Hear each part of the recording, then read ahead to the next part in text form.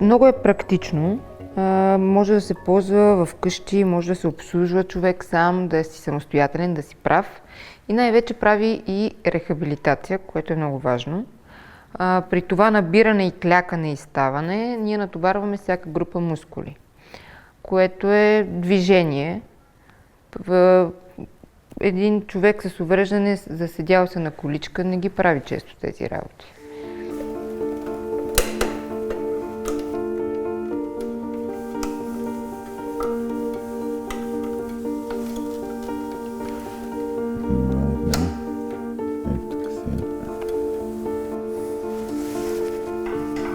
Няма друго устройство, което да държи изправен човек и той сам да може толкова лесно да се изправя без чужда помощ.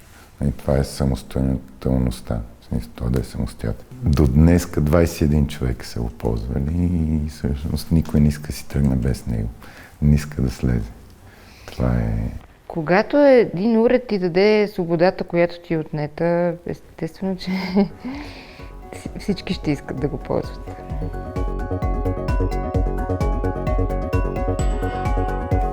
Така по-добре. Да, по-леко. И сега продължаваме напред, като в момента сме в етапа, в който проектираме изделие, което да е удобно за серийно производство в малки серии. И в същото време искаме да направим то да е достъпно за по-голяма група хора, като ръстови размери на тялото. Ако трябва да правим устройство за всеки един човек, това би било ужасно скъпо, нерентабилно и няма как да се случи. Затова в момента разработваме система, в която ще направим 3 модела, които да покриват целият този диапазон, чрез вградени в тях допълнителни реглажи и настройки.